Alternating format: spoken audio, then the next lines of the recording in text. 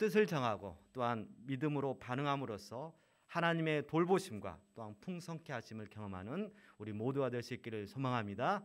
아멘. 여러분 혹시 노력해도 아무리 노력해도 잘 안 되어서 실망만 했던 그런 경험 있지 않으십니까? 다들 있으시죠? 세월의 길이만큼 우리가 깨닫게 되는 것은 인생이 마음같이 안 된다. 말처럼 쉽지 않은 게 참 인생이구나라는 것을 우리 모두가 깨닫게 됩니다. 우리는 잘못된 것에 대해서 바뀌고 싶고 또 현실에서 더 나아지고 싶은 그런 마음의 욕망이 있습니다. 그런 바람이 있습니다. 그러나 그렇게 잘 되지가 않습니다.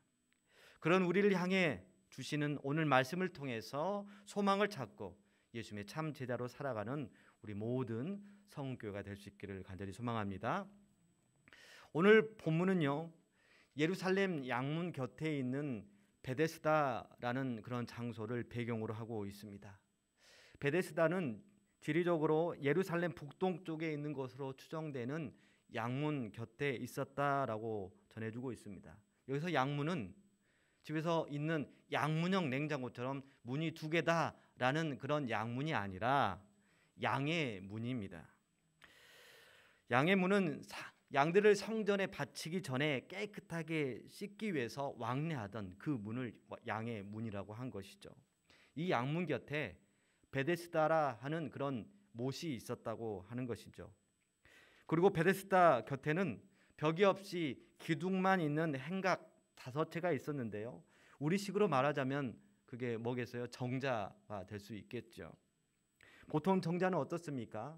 사람들이 지나가다가 잠시 쉬어가는 곳, 또 그늘져서 또 쉬어갈 수 있는 곳, 혹은 비가 오면 잠시 비를 피할 수 있는 그런 곳으로 우리가 정자를 잘 이용합니다. 그런데 양문 곁에 있는 이 행각 5은 그 용도가 좀 달라 보입니다. 많은 병자들이 거기에 누워 있었다라고 성경은 전해주고 있습니다. 마치 병원을 방불케 하는 모습이죠. 병원처럼 많은 병자들이 누워 있지만 그렇다고 그곳에 의사는 있지 않습니다. 다만 그들에게 의사는 베데스다 연못이었습니다. 이 베데스다 못은 전설이 하나 있었는데요. 천사가 가끔 내려와서 물을 요동하면 바로 그때 가장 먼저 들어간 사람이 어떤 병에 걸렸든지 다 낫게 된다라는 전설이었습니다. 이것이 실제로 있었던 기적과 같은 곳인지 그것은 알 수는 없습니다. 우리가 보고 있는 한글 성경을 여러분들 유심히 봤다라면 3절 하반절부터 4절은 뭐가 특별히 들어가 있죠? 바로 괄호가 들어가 있습니다. 괄호가. 한번 확인해 보세요. 있죠? 괄호 있죠? 제 성경에만 있는 거 아니죠? 네. 괄호가 있어요. 근데 고대 성경 사본 중에는 이 부분이 없는 성경 사본이 있다라는 것이죠. 그래서 굳이 이것을 유념해서 막 묵상하거나 그럴 필요는 없다라고 생각하시면 됩니다. 그러나 당시 모여든 많은 사람들은 이 전설을 믿고 지푸라기라도 잡고 싶은 심정으로 이곳에 나와서 물이 요동하기만을 기다렸습니다. 이들 중에서 성경 저자가 주목하고 있는 사람은 바로 38년 된 병자입니다. 물론 성경 저자의 관심이 아니라 우리 주님의 관심인 것이죠. 성경 저자는 주님의 시선을 따라서 이야기를 계속해서 이어가고 있는 것이죠.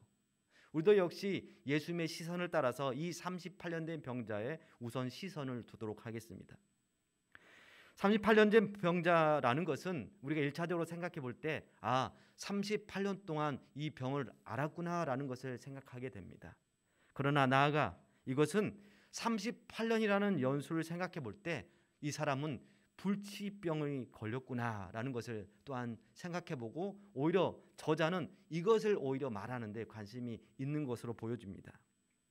의학이 발달한 지금도요, 못 고치는 병이 여럿이 있지요.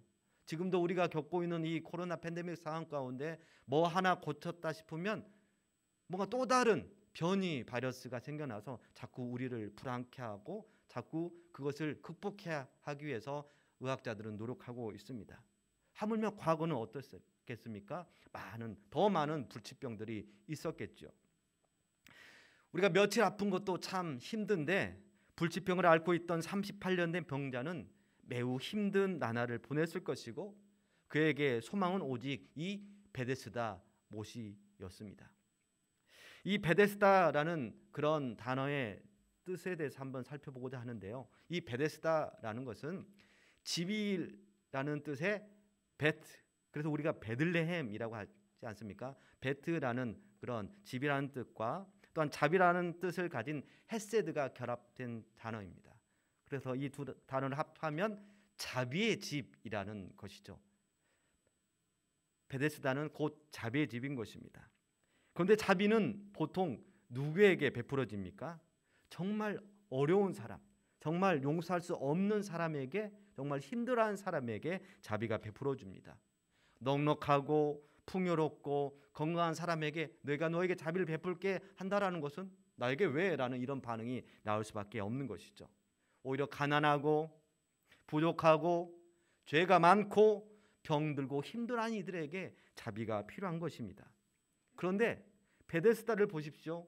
베데스다의 현실은 그 주변에 모인 사람들의 현실은 그렇지 않았습니다.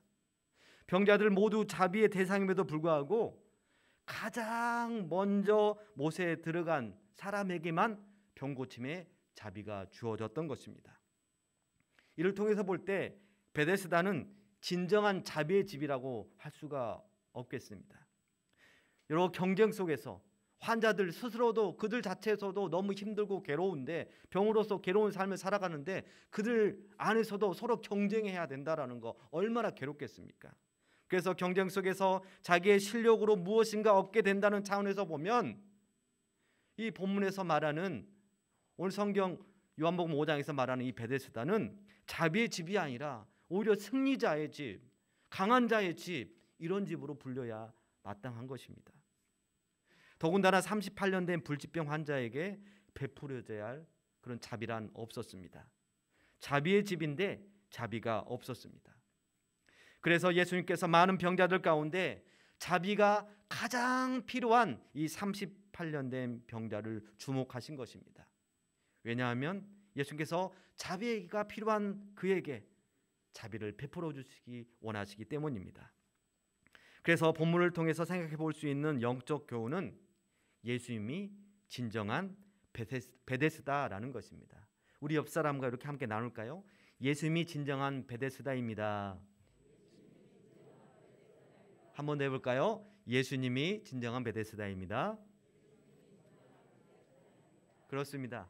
베데스다, 이 베데스다가 진정으로 그 뜻대로 자비의 집이라면 정말 불쌍한 사람 누구에게나 이 자비가 베풀어져야 합니다. 그러나 베데스다라는 그런 이름대로 그 역할을 다하지 못했습니다.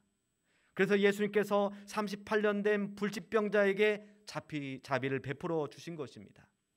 예수께서 친히 베데스다가 되신 것입니다. 자비가 필요한 자에게 자비를 베푸시는 진정한 베데스다로 병자들 앞에 나타난 것이죠. 이제까지 베데스다는 사람들에게 가짜 희망만 줬습니다. 자비의 집이라는 이름은 가졌으나 자비가 없는 집이었습니다. 마치 붕어빵에 붕어가 없듯이 자비의 집인데 자비가 없는 그런 곳이었습니다. 그러나 예수께서 친히 38년 된 불치병자에게 다가가셨고 그에게 자비의 말씀으로 이렇게 선포하셨습니다. 내가 낫고자 하느냐? 내가 낫고자 하느냐? 이 38년 된 이 병자는 이 말씀에 얼마나 큰 감동을 받았을까요? 병으로 인해 고통 속에 살아야 했던 그에게 자비의 말씀이 선포된 것입니다.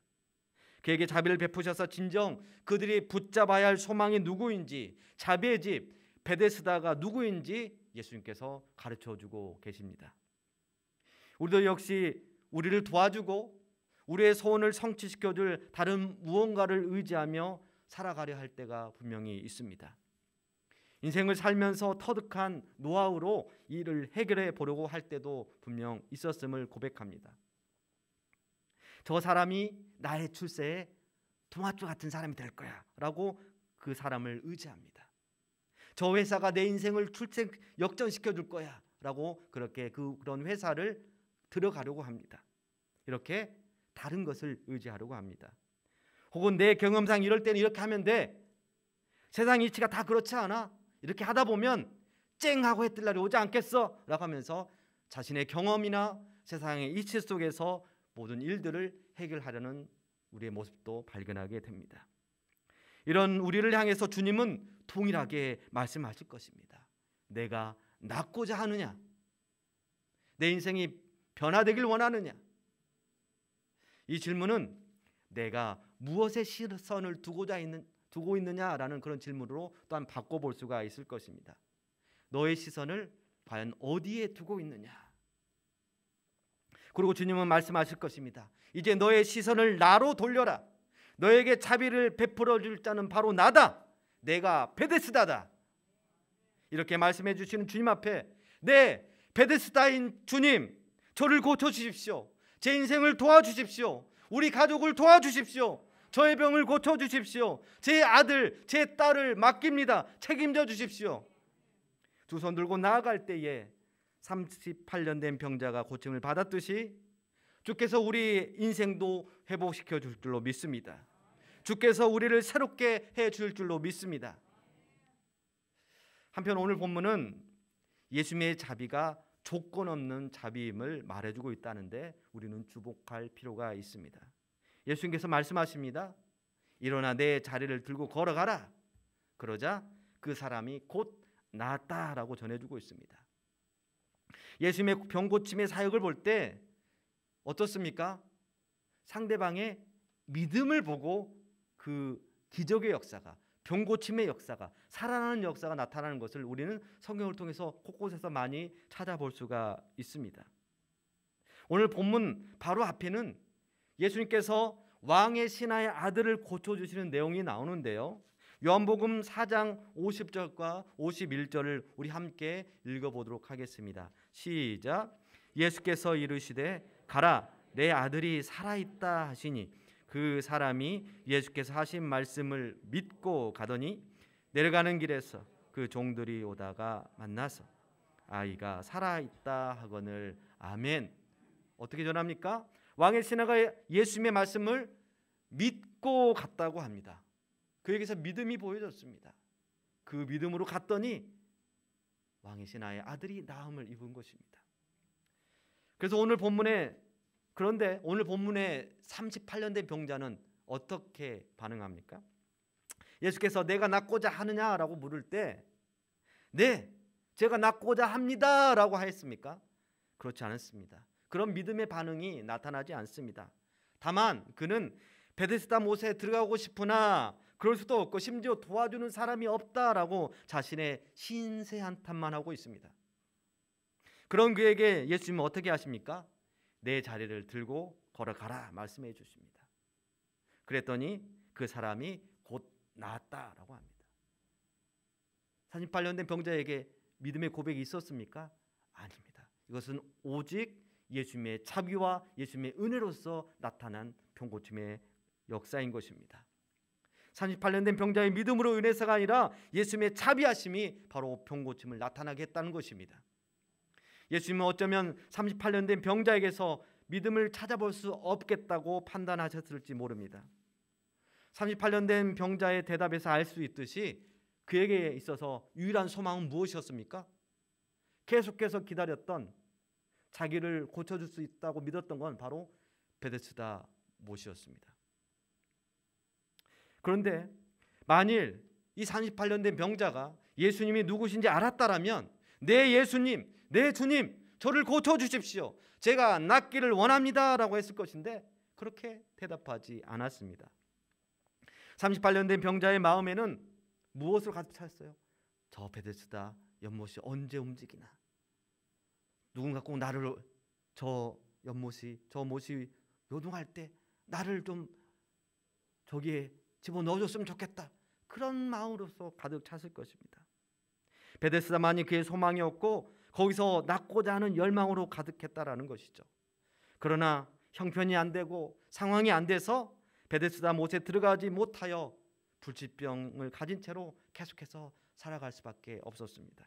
그런 그에게 주님께서 진정한 베데스다가 여기 있다. 내가 자비의 주인이다. 내가 바로 헤세드다. 자비의 하나님이다 라고 선언하시듯이 이렇게 말씀하신 것입니다. 내 자리를 들고 걸어가라. 그러자 그 즉시 자비가 나타나게 된 것입니다. 병고침의 역사가 나타나게 된 것이죠. 말씀하시자 그대로 된 것입니다. 우리는 여기에서 이러한 예수님에게서 하나님의 창조 사역을 떠올리게 됩니다. 창세기 1장에 보면 하나님께서 어떻게 말씀하십니까? 빛이 있으라 선포하니 그대로 되었습니다. 말씀하시니 그대로 된 것이죠. 이처럼 내 자리를 들고 가라 하시니 어떻게 됐어요? 그대로 나무를 얻고 자리를 들고 가는 역사가 일어났다라는 것이죠. 그렇습니다.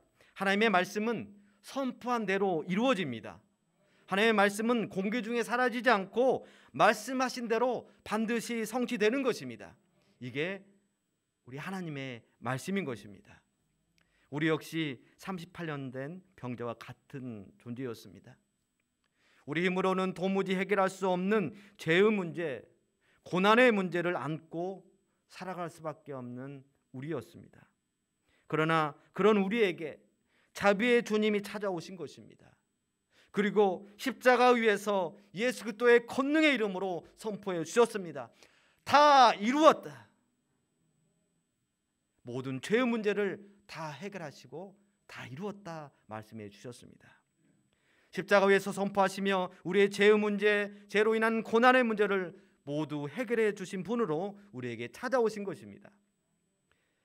그 주님께서 일어나라, 힘을 내라, 그동안 힘써도 되지 않았던 너의 삶을 내가 고쳐주마, 이제 일어나 능력 있는 내 제자로 살아가라, 이렇게 우리를 향하여 말씀하시니 이 역시 우리 가운데 현실이 될 줄로 믿습니다.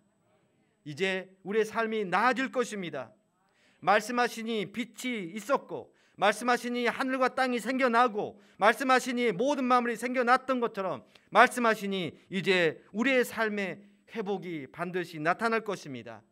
우리 성은교회가 능력 있는 주님의 군사로서 방방곡곡 복음을 전하며 살아가는 그런 능력의 사람이 될 줄로 믿습니다. 또한 코로나도 능히 이기게 하실 것입니다. 불치병과 같은 우리의 삶의 모든 문제가 해결될 줄로 믿습니다. 아멘. 여러분, 만약에 주변에 아는 분이 그동안 의식불명이었다가 깨어나고 회복되어 태어났다라는 소식을 들으면 어떻겠어요? 당연히 우리의 반응은 어머 그랬어, 정말 잘 됐네, 정말 잘 됐네, 마치 내일인 양 기뻐하고 잘 됐다고 축하해주고 할 것입니다. 그런데 오늘 본문에 나타나는 유대인은 어땠습니까? 요한복음 5장 10절에서 전해주고 있습니다. 우리 다시 한번 요한복음 5장 10절 읽어보겠습니다. 시작. 유대인들이 병 나은 사람에게 이르되 안식일인데 내가 자리를 들고 가는 것이 옳지 아니하니라. 아멘. 유대인들은 병자가 불치의 병에서 치유되어 새로운 인생을 살게 된 그것에 대해서 기뻐하려는 마음이 없습니다. 그들의 마음은 안식일에 일을 해? 이것은 율법을 범한 거야, 이건 죄야 라고 하면서 정죄하는데 그들의 마음이 붙잡혔습니다. 유대인들에게는 안식일에 노동을 금지하는 39개의 규정이 있었습니다. 그러니까 안식일 노동 금지 규정 가운데 자리를 들고 걸어가는 행위는 물건을 나르는 이런 노동의 행위로 간주하여서 안식일을 규정을 어긋난 행동을 했다고 판단하여서 그렇게 정죄했던 것이죠. 그들의 관심은 병 나은 자에 대한 그런 기쁨에 있지 않았다라는 것이죠. 율법 준수 여부에 있었습니다. 그들은 하나님께 자비는 구하면서 그들 스스로는 하나님 저희들 도와주십시오, 저희에게 자비를 베풀어 주십시오, 헷세대 하나님 앞에 기도를 분명히 할 것입니다. 하지만은 정작 그들은 형제를 향해서는 자비가 없는 자들이었습니다. 율법에 어긋나면 가차없이 정죄하고 심지어 죽이기까지 하였습니다. 물론 말씀을 지키려는 그들의 열심은 우리가 본받을 만합니다. 그러나 그들은 유대인들은요, 율법의 본질에 맞게 율법을 지키는 것이 아니라, 율법을 주신 그 의도에 맞게 율법을 행하려는 것이 아니라 단지 형식적으로, 외형적으로 그렇게 지키려 했다라는 것에서 예수님께서 그들을 비판하기도 하셨습니다. 예수님은 이러한 유대인들 향해서 안식일이 사람을 위하여 있는 것이요 사람이 안식일을 위하여 있는 것이 아니라고 말씀하시면서 주객이 전도된 그들의 율법을 지키는 행위에 대해서 일침을 놓으신 바 있습니다. 우리가 예수님을 구원자로 믿는다라면 우리가 가져야 할 마음의 자세는 뭐여야 되겠습니까? 정죄하는 마음이 아니라 바로 자비의 마음이어야 하는 것을 우리는 오늘 본문을 통해서 깨닫게 되는 것입니다. 왜냐하면 예수께서 그렇게 자비 하나님으로 이 땅에 오셨기 때문입니다. 예수님께서는요, 낮고 천한 곳, 병들고 소외된 이들에게 자비를 베풀어 주셨습니다. 그러므로 예수의 제자된 우리도 역시 예수님을 따라 자비의 마음으로 다른 성도들을 대하고 또한 이웃에게 그러한 자비의 마음을 베풀어야 될 줄로 믿습니다. 코로나는 우리의 일상을 송두리째 바꿔놨습니다. 만나고 싶을 때 언제든지 만났던 과거와 달리 사람을 만나는 것을 조심해야 하는 그런 시대가 되어버렸습니다. 그렇다 보니 이 겨울철에 온정의 손길을 기다리는 이들에게조차도 망설이는 것을 보게 됩니다. 겨울철이 되고 명절이 가까워지면 소외된 이웃에게 사랑의 손길을 전해주는 것이 바로 우리 교회가 대표를 하지 않았습니까? 그러나 이마저도 여러 곳곳에서 끊겨져서 추운 겨울을 더 춥게 보내야만 하는 그런 이웃들이 분명히 있다라는 것이죠. 우리 모두가 이 코로나 규정은 분명히 지켜야 하겠지만 이를 뛰어넘어 생명을 살리고 사람을 돕는 자비를 행하는 삶은 계속해서 추구해야 할 우리의 지표가 되어야 될 줄로 믿습니다. 이제 말씀을 정리합니다. 예수님만이 우리가 붙들어야 할 진정한 베데스다가 되십니다. 다른 것 의지하지 않고 오직 주님께만 소망을 두고 살아가는 우리 모두가 되어야 될 줄로 믿습니다. 나아가 우리 모두는 진정한 베데스다이신 예수께 자비와 사랑을 빚진 자들입니다. 그러므로 우리도 역시 예수님의 제자로서 주님의 심장 가지고 주님의 마음으로 세상에서 베데스다로 살아가야 될 줄로 믿습니다. 그렇게 세상을 이롭게 하며 세상에 소망을 주고 빛이 되어주는 우리 모든 성운교회가 될 수 있기를 주님의 이름으로 축복합니다. 우리 말씀 생각하시며 주님이여 이 손을 꼭 잡고 가셔서 함께 찬양하겠습니다.